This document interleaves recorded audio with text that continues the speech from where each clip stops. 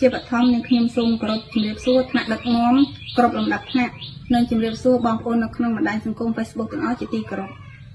អ្នកខ្ញុំឈ្មោះឈឿនស៊ីនួនមករៀនថ្នាក់ទី6នៅសាលាបឋមសិក្សាអូគីដែលស្ថិតនៅក្នុងស្រុកអន្លង់វែងខេត្តឧត្តរមានជ័យអ្នកខ្ញុំសូមជម្រាបថាកាលពីថ្ងៃទី17ខែមិថុនាឆ្នាំ2026មាន account Facebook មួយដែលមានឈ្មោះថាជាតិសុធារាបានធ្វើការបង្ហោះដោយប្រើពាក្យពេចន៍មិនសមរម្យទៅលើព្រះសង្ឃមួយព្រះអង្គដែលគង់នៅខេត្តបាត់ដំបងហើយ account Facebook នេះបានយករូបអ្នកខ្ញុំទៅតាំងជា profile ហើយនឹង cover ដែលជាហេតុនាំឲ្យថ្នាក់ដឹកនាំនិងមហាជនមានការយល់ច្រឡំថាជារូបនាងខ្ញុំដូចនេះនាងខ្ញុំសូមបដិសេធចំពោះ account Facebook ដែលមានឈ្មោះថាជាតិសុធារានេះមិនមែនជា account Facebook របស់នាងខ្ញុំទេជាចុងក្រោយនាងខ្ញុំសូមសំណូមពរដល់ថ្នាក់ដឹកនាំជាពិសេសក្រសួងអប់រំនិងមន្ត្រីមានសមត្ថកិច្ចមេត្តាជួយអន្តរាគមន៍និងស្វែងរកជនដែលយករូបនាងខ្ញុំទៅដាក់តាំងនៅក្នុងគោលបំណងមិនល្អនេះមកអនុវត្តតាមនីតិវិធីច្បាប់សូមអរគុណ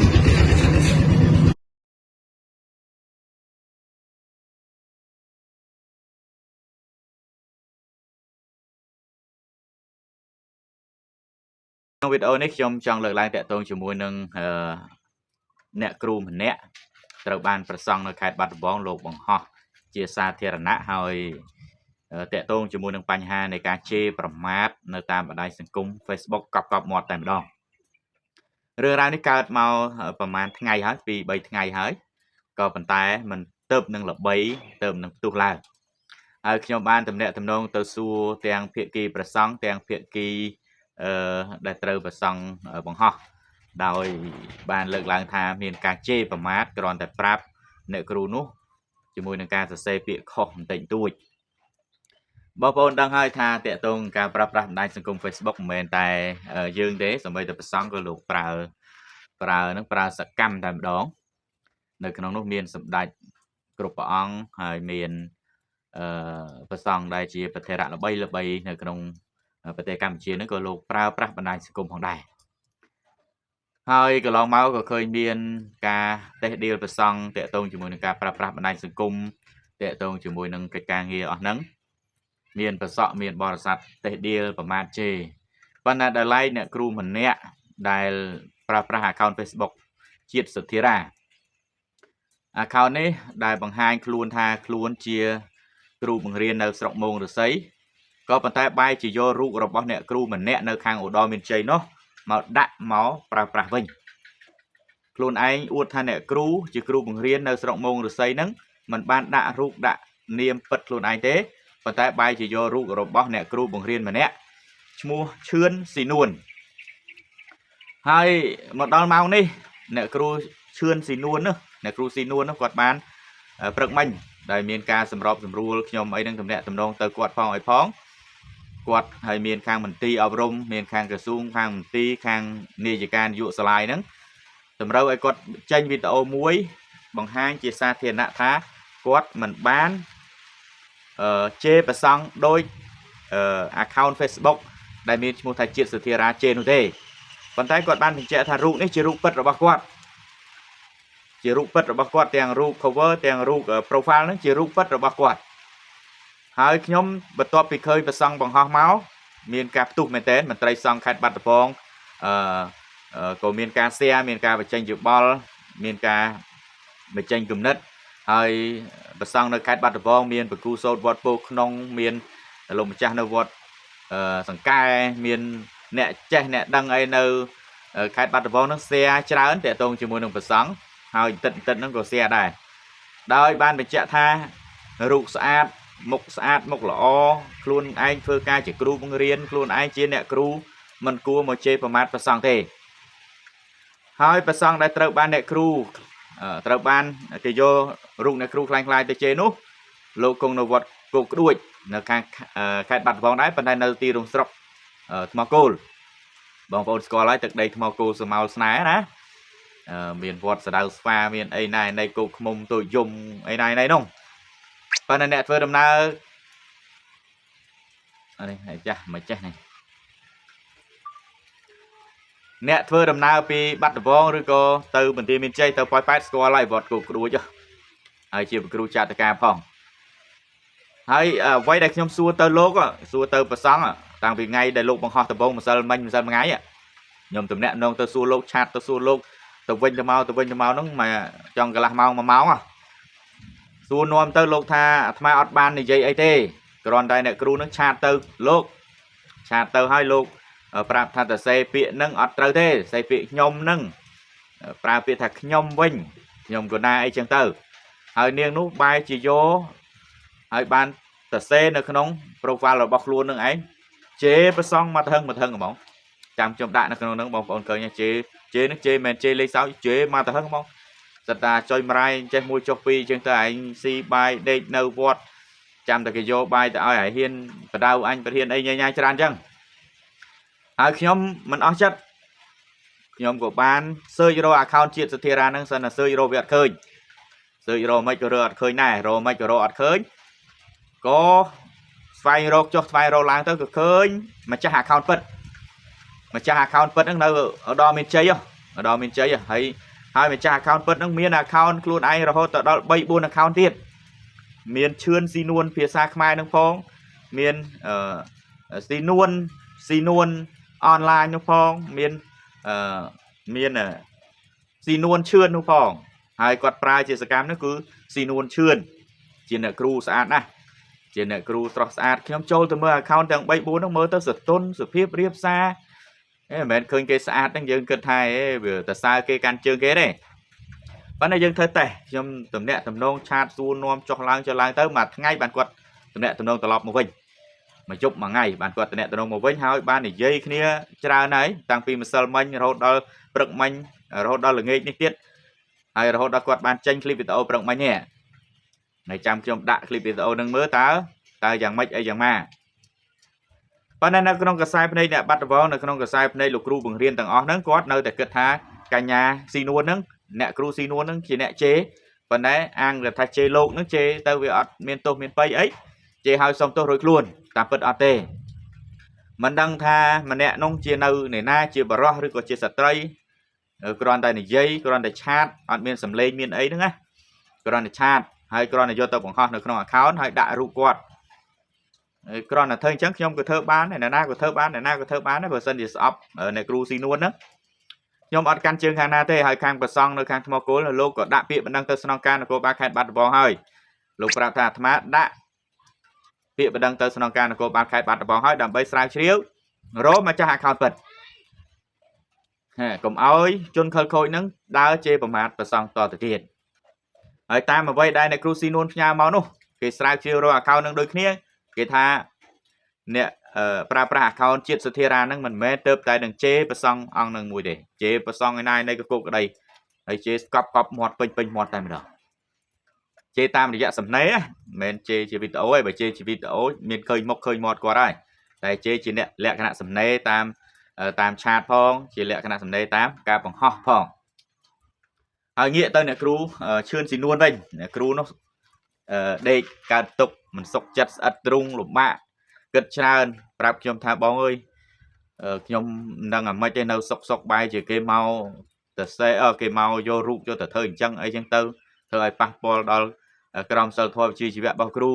ធ្វើឲ្យប៉ះពាល់ដល់ស្ថាប័នគាត់ហើយគេសួរគេនាំគាត់ប្រងព្រាតពេញ Facebook រហូតដល់ Facebook គាត់កាំងទៀតអាហ្នឹងអ្វីដែលគាត់លើកឡើងហើយគាត់លំបាកចិត្តណាស់ប្រហែលថ្ងៃនេះនោះស្ទើរតែមិនចង់ហូបបាយផងហើយខ្ញុំនេះចេះតែប្រឹក្សាយោបល់ទៅដោយសារតែខ្ញុំមើលទៅឃើញថាអ្នកគ្រូមិនមែនជាមនុស្សបែបហ្នឹងទេហើយយើងចូលទៅមើល account របស់គាត់ឃើញគាត់បង្រៀនកូនសិស្សគាត់នឹងឯងថ្វាយបង្គំព្រះសង្ឃគោរពព្រះសង្ឃអីចឹងទៅហើយឃើញមើលទៅសំណំសំនួនស្អាតផងគួរឲ្យស្រឡាញ់ទេណាចេះនឹងថានៅកំមុំឬមេម៉ាយឬក៏យ៉ាងម៉េចអានេះយើងគ្រាន់តែលេងសើចទេតែតាមពិតអាណិតគាត់ដែរគាត់ពិបាកចិត្តហើយគាត់ឲ្យខ្ញុំនឹងគាត់ថាឥឡូវធ្វើម៉េចបងដើម្បីឲ្យដឹងថាម្នាក់នឹងជានរណាខ្ញុំចង់ឃើញមុខម្នាក់នឹងណាចង់ដឹងណាថាមូលហេតុអីគាត់ធ្វើអញ្ចឹងហើយខ្ញុំក៏ណែនាំឲ្យគាត់ដាក់ពាក្យតាមចេះចឹងទៅក៏ប៉ុន្តែក៏បានបញ្ជាក់ប្រាប់គាត់ហើយថាប្រសង់លោកដាក់ពាក្យបណ្ដឹងទៅស្នងការហើយតាមអ្វីដែលប្រសង់លោកប្រាប់ខ្ញុំអញ្ចឹងដឹងទាំងអស់គ្នាហើយថានេះជា account fake ជាតិសធារានេះជា account fake អញ្ចឹងបងប្អូនមេត្តាប្រុងប្រយ័ត្នផងនៅក្នុងបណ្ដាញសង្គមទាំងខ្ញុំទាំងបងប្អូនប្រុងប្រយ័ត្នតិចក៏គេស្អប់យើង cái trong vô mục vô mọt vô nâng ai khơi mơ tao sẵn nằm sẵn uốn giờ taoបង្កើត account ដើម្បីអីដើម្បីខ្ចីលុយនៅនេះខ្ចីលុយនៅនោះខ្ញុំមើលទៅ account ជាតិសធារានេះឆាតទៅប្រសង់ច្រើនឆាតទៅតែប្រសង់មិនដឹងថាមនុស្សប្រុសឬមនុស្សស្រីហើយមិនដឹងថាគោលបំណងអីគោលបំណងហ្នឹងគោលបំណងចង់ស្និទ្ធស្នាលដាក់រូបស្រីស្អាតទៅឃើញឲ្យប្រសង់លោកបាក់ចិត្តទុនលោមមើលទៅឃើញថាវាតំណងរាប់អានចុះរាប់អានឡើងខ្ចីលុយអីចឹងទៅអានេះខ្ញុំគ្រាន់តែឧទាហរណ៍ទេប៉ុន្តែគោលបំណងធំរបស់ជាតិសធារានោះយ៉ាងម៉េចគឺអត់ដឹងទេហើយក៏មិនដឹងថាមនុស្សជាតិសធារានោះឈ្មោះជាតិសធារាជាឈ្មោះពិតឬក៏ជាឈ្មោះคล้ายៗរបស់ fake account នឹងទៀតគ្រាន់តែដឹងថារូបរបស់អ្នកគ្រូឈឿនស៊ីនួននោះគឺរូបពិតនៅឧត្តរមានជ័យឥឡូវបងប្អូនអស់មន្ទិលខ្ញុំបាន share អ្វីដែលអ្នកគ្រូបង្ហោះដែរហើយមានបងប្អូនប្រុសម្នាក់គាត់ comment ថាគ្រាន់តែសុំទោសឲ្យរួចខ្លួនហើយខ្ញុំក៏បានបញ្យល់ទៅថាគាត់ក៏ជាជនរងគ្រោះដែរគាត់មិនបានជេរប្រមាថប្រសង់ដូចអ្វីដែលគេចោទប្រកាន់គាត់នោះទេអញ្ចឹងសូមបងប្អូនមេត្តាជ្រាបហើយមេត្តាប្រុងប្រយ័ត្នទាំងអស់គ្នា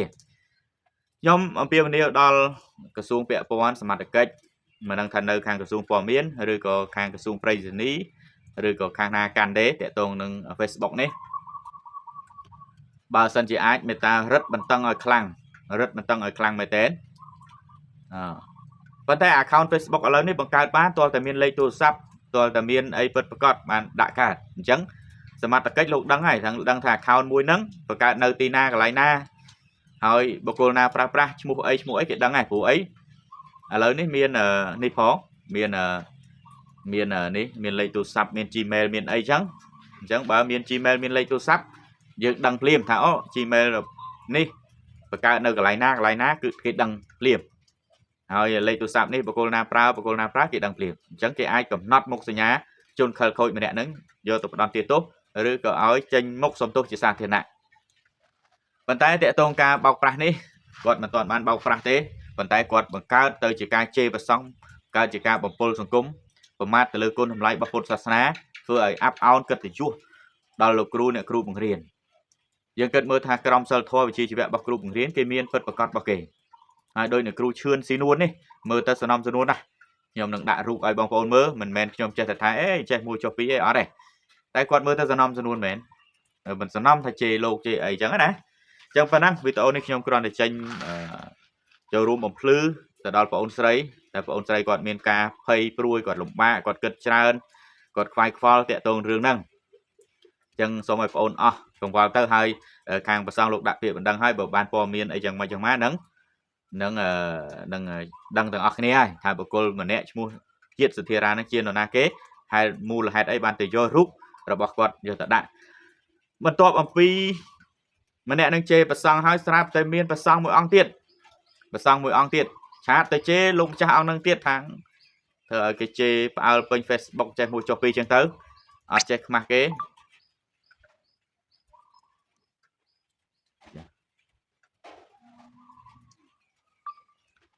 ចឹងបានថាអស់ពីប្រសក់នឹងជេរស្រាប់តែមាន account លោកជេរមួយទៀតហើយដល់ពេលប្រសងអង្គលោកម្ចាស់អង្គនឹងលោកតំណាក់ទំនងទៅប្រសងអង្គនោះទៀតថា account នឹងមិនមែន account របស់លោកទៀតរូបនឹងរូបរបស់លោកប៉ុន្តែមិនមែន account របស់លោកទៀតវាមិនដឹងប្រមាណជាន់ណាអានេះអ្នកគេយករូបអ្នកគ្រូនឹងទៅហើយបន្ទាប់មកទៀត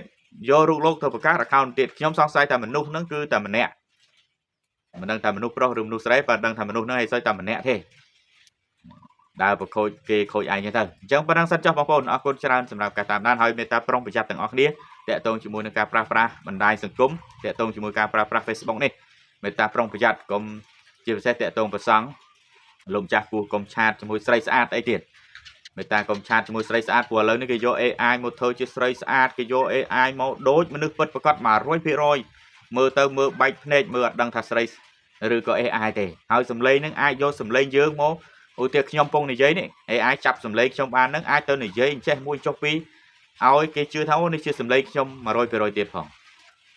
អានេះជាអ្វីដែលយើងដឹងថាសម័យ AI គឺមេត្តាប្រុងប្រយ័ត្នទៀតជាពិសេសប្រសង់ដែលសារប្រសង់លោកខ្ញុំកណាកុហកចាត់អីទេឆាតចុះឆាតឡើងអី